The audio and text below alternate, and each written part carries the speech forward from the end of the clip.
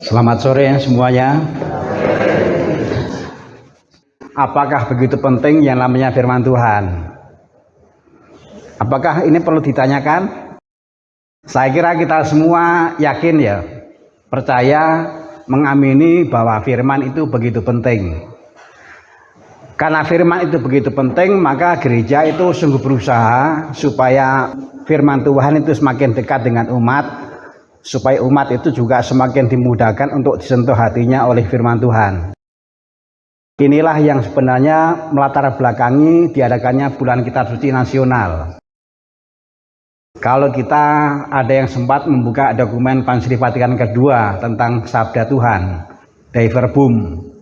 Nah, di sana dikatakan bahwa harus dibuka lebih lebar pintu bagi umat, juga bagi kitab suci, supaya keduanya, baik kitab suci maupun umat itu semakin dekat, lalu kemudian umat karenanya disentuh.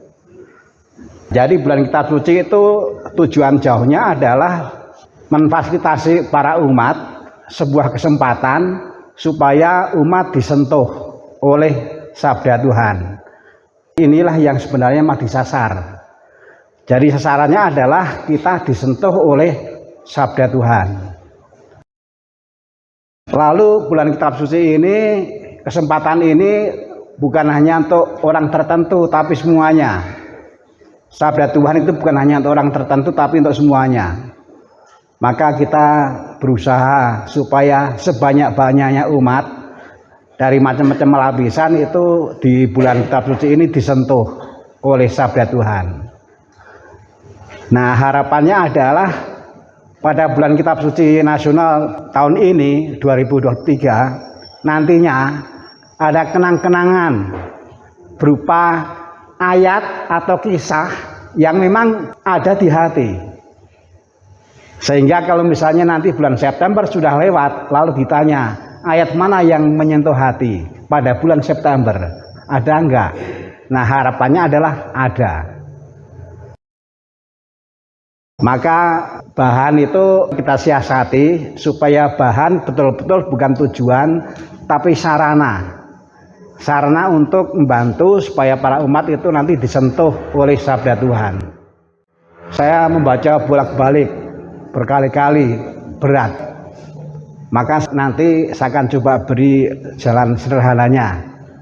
Yang terpenting adalah bagaimana sarana yang ada kita sikapi dengan bijaksana supaya sungguh membantu fasilitator, membantu para umat seluas-luasnya disentuh.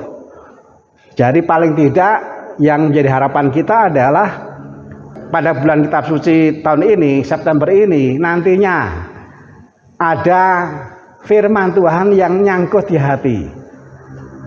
Kalau itu terjadi itu sudah bagus. Karena hanya dengan begitu maka firman Tuhan itu bisa menyentuh.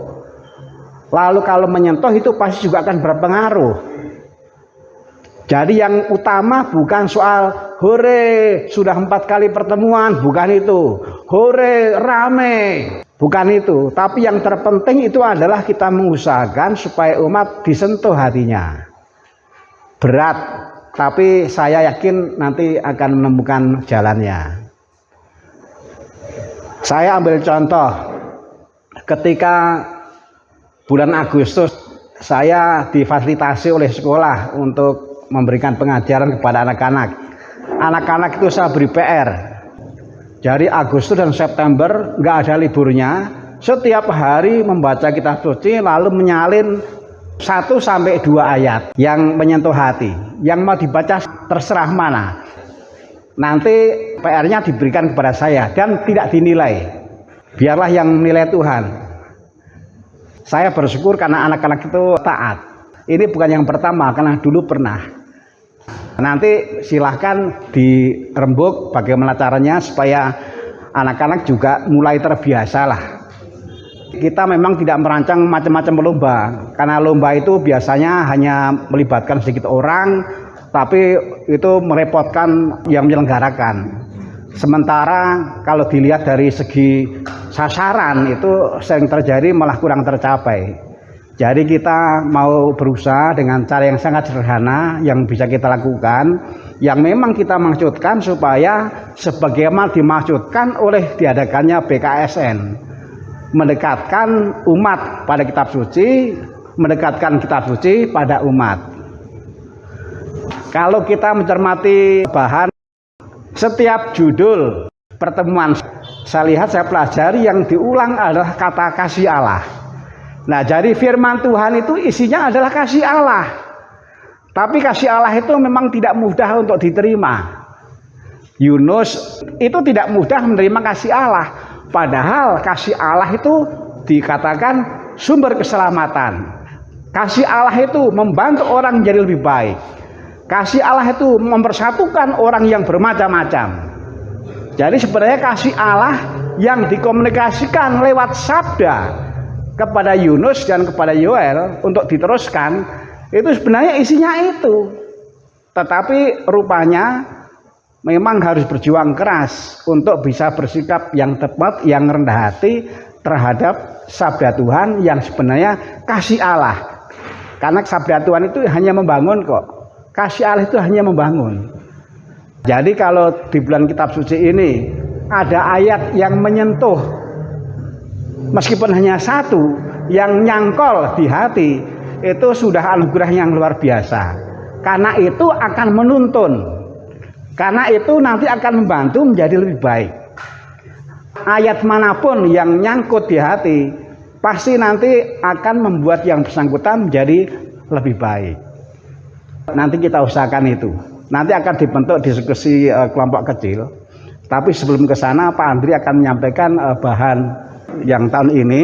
Nanti saya akan mencoba mencarikan jalan untuk diskusi supaya menemukan jalan yang mudah, menggunakan sarana yang disediakan oleh LBI. Yang bagian berat itu nanti disampaikan Pak Andri, saya bagian mudah. Kasih Allah yang menyelamatkan untuk disampaikan itu membutuhkan Yunus dan Yoel. Yunus serta Yoel itu melaksanakan warta atau berita dari Allah yang menyelamatkan karena mereka disentuh. Kalau mereka nggak disentuh oleh sabda Tuhan, tentu mereka nggak bisa melaksanakan. Maka pengalaman disentuh oleh sabda Tuhan itu menjadi penting. Itu pintu masuk. Pintu masuk untuk kemudian menindaklanjuti apa yang disabdakan oleh Allah, yang tidak lain adalah keselamatan yang untuk ke sana lewat pertobatan. Jadi pintu masuk nomor satu adalah diri sendiri disentuh. Maka tadi saya bilang bahwa kalau saja di bulan kitab suci tahun ini semua itu kita bantu supaya ada kenang-kenangan, yaitu ayat yang nyangkut di hati, yang berarti menyentuh. Nah, itu nanti kemudian bisa mendorong yang bersangkutan untuk menjadi nabi-nabi kecil. Sekarang kita mau sharing kelompok kecil. Kita adalah fasilitator. Nanti saling sharing. Bagaimana caranya supaya sebelum kita memimpin pertemuan, kita lebih dahulu disentuh oleh ayat yang nanti akan digunakan dalam pertemuan. Karena itu nanti bisa motivasi kita. Jadi kita, kalau istilah tadi, kita mengalami dulu evangelisasi diri.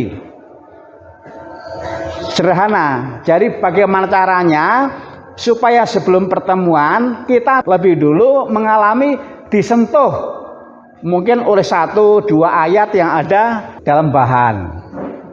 Satu. Kedua, nanti juga sharing. Bagaimana caranya supaya kita bisa membantu agar umat itu juga nanti mendapatkan pengalaman seperti yang kita alami, disentuh oleh satu atau dua ayat yang ada di bacaan. Kalau itu terjadi, maka nanti pertemuan bulan kitab suci ini akan melahirkan banyak nabi-nabi. Karena apa? Karena banyak yang mengalami disentuh. Jadi begitu alat bantu supaya setelah kita disentuh, lalu kemudian kita bisa memimpin dalam kelompok agar juga semakin banyak yang juga disentuh. Karena sekali lagi, nabi-nabi kecil ini bisa berfungsi karena disentuh. Kalau nggak disentuh ya susah. Sederhana kan? Saya kira diskusi kelompok kecilnya dua hal itu.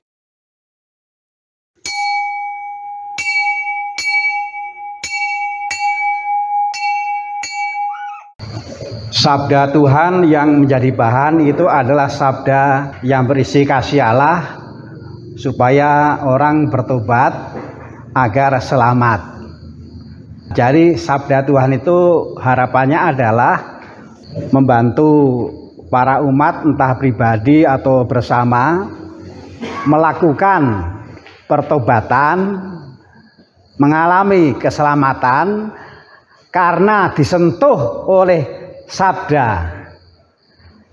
Itu sederhananya. Nah, maka kita perlu juga memikirkan mengenai bagaimana caranya supaya lektornya nanti tidak dadakan tapi disiapkan agar membawakannya itu memang betul-betul bisa membantu supaya orang disentuh oleh sabda, dan mudah-mudahan dengan disentuh oleh sabda itu lalu kemudian sabda itu menggerakkan untuk bertobat, untuk menjadi lebih baik sesuai dengan keadaannya masing-masing. Kalaupun nanti dalam pertemuan suasananya tidak banyak yang sharing, ya tidak apa-apa. Ingat, tujuan utamanya bukan ramenya sharing. Tujuan utamanya itu adalah bagaimana orang itu dengan rendah hati mau bertobat supaya selamat karena disentuh oleh sabda. Sederhana kan? Nah, dari saya itu saja. Terima kasih. Pas Rama ya. Pas.